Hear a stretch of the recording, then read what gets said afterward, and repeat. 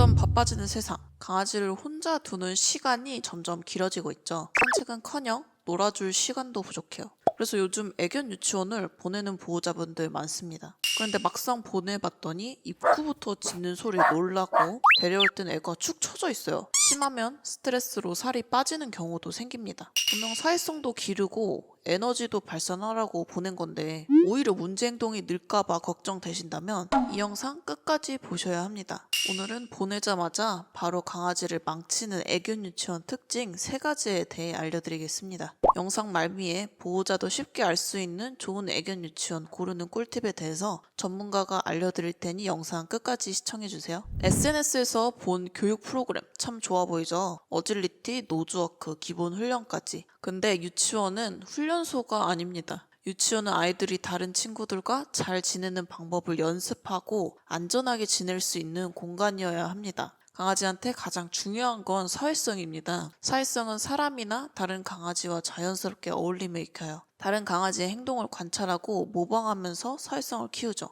인지적 환경을 만들어서 강아지가 스스로 상황을 인지하고 선택하게 도와주는 거예요. 이게 진짜 사회성을 키우는 방법입니다. 그러면 이런 질문이 나올 수 있어요. 훈련도 사회성에 도움이 되지 않나요? 맞습니다. 훈련 자체는 도움이 될 수 있습니다. 실제로 잘 설계된 훈련은 강아지에게 긍정적인 자극이 될 수 있죠. 하지만 누가 어떤 방식으로 하느냐가 더 중요하죠. 실제로 감정적으로 강아지를 대하는 훈련은 오히려 문제 행동을 유발할 수 있다는 연구 결과도 있습니다. 강아지에게 이 행동을 해야 한다라고 객관적으로 가르치는 게 아닌 원하는 행동을 하지 않는다고 감정적으로 강아지를 대한다면 그건 올바른 훈련이 아닙니다. 애견 유치원 내에서의 교육은 자율성과 선택을 존중하는 공간이어야 합니다. 훈련은 전문 훈련소에서 보호자와 함께 하는 것이 더 효과적이에요. 넓은 운동장, 24시간 CCTV, 물론 좋죠. 하지만 더 중요한 게 있습니다. 바로 그곳을 운영하는 사람입니다. 강아지는 무리동물입니다. 집단 안에서 사회적 신호를 배우고 따릅니다. 그 안에서 갈등도 생기고 스트레스도 받을 수 있어요. 이걸 잘 조율해주는 사람이 있어야 합니다. 그게 애견 유치원 관리자의 역할이에요. 따라서 애견 유치원 내 직원은 단순한 돌봄이 아니라 강아지들 간의 상호작용을 이해하고 적절한 개입과 조율을 할 수 있어야 합니다. 그리고 직원이 일관된 리더십을 갖고 있어야 강아지들도 안정감을 느낍니다. 반대로 아무나 짖고 아무나 달려들어도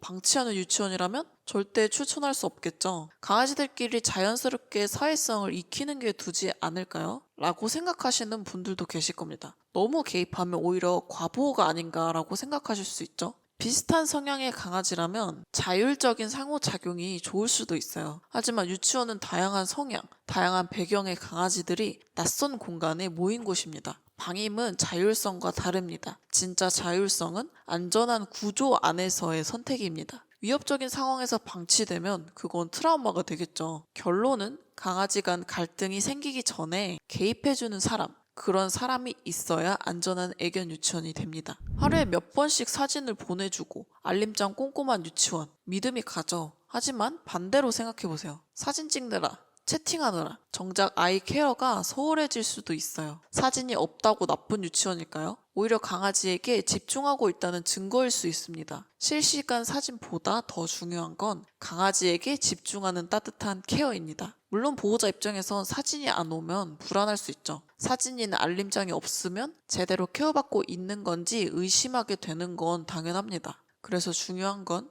효율적이고 진심 있는 기록입니다. 매일 수십 장 사진보단 핵심만 담은 한두 장의 요약이 훨씬 더 신뢰를 줄 수 있습니다. 진짜 좋은 유치원은 SNS보다 아이의 안전을 우선합니다. 카메라를 꺼두고 강아지의 행동에 집중하고 반응해주는 애견 유치원이 진짜 좋은 애견 유치원입니다. 그래서 좋은 애견 유치원을 고르려면 어떻게 해야 할까요? 앞에 3가지는 실제로 강아지들이 있는 공간을 들여다봐야지만 알 수 있는 내용이 많죠. 하지만 그 공간을 보여주는 애견 유치원을 찾는 건 쉽지 않습니다. 그럼 보호자가 쉽게 알 수 있는 방법은 없을까요? 막막하신 분들에게 쉽게 애견 유치원 고르는 방법에 대해 알려드리겠습니다. 사회성 길러드려요 라고 말하는 건 쉽죠. 중요한 건 어떤 방식으로, 어떤 목표로, 어떤 환경에서 진행해야 하는지 이걸 구체적으로 설명을 하지 못한다면 의심하셔야 합니다. 애견 유치원에서 대표적인 활동 시간이 교육 프로그램이거든요. 이거에 대해서 구체적으로 설명을 하는지 아니면 단순히 어느 요일에 어떤 활동을 하고 언제 한다라는 기본적인 정보만 제공하는지에 대해서 좋은 애견 유치원이 갈리게 됩니다. 겁이 많아도 괜찮아요. 다 괜찮아요. 이런 말을 하는 것도 의심하셔야 합니다. 좋은 애견 유치원은 강아지의 성격, 건강 상태, 과거 경험까지 하나하나 체크하고 메모합니다. 그래야 아이에게 맞는 환경과 친구, 활동을 세심하게 조율할 수 있거든요. 무조건 다 괜찮다고 말하기보다는 어떤 점이 어려운지, 어떻게 도와줄 수 있을지를 함께 고민하는 곳이 진짜 좋은 유치원입니다. 강아지도 저마다 다르고 돌봄도 개별 맞춤이어야 하니까요. 애견 유치원을 등록하기 전에 계약서를 작성하는지 그 계약서의 내용이 꼼꼼한지 확인해 보세요. 꼼꼼하지 않다는 건 사고가 발생했을 때 대처 능력이 미흡하다는 증거가 될 수 있습니다. 계약서 내용에 어떤 상황이 발생했을 때 어떤 식으로 대처하는지에 대한 내용이 자세하게 적혀 있다는 건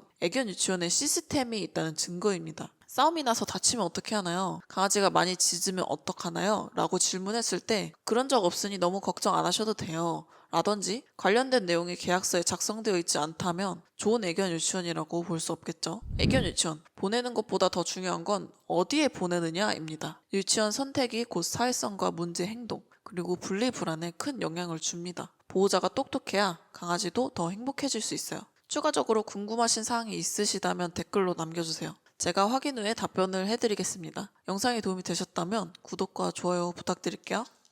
그럼 안녕!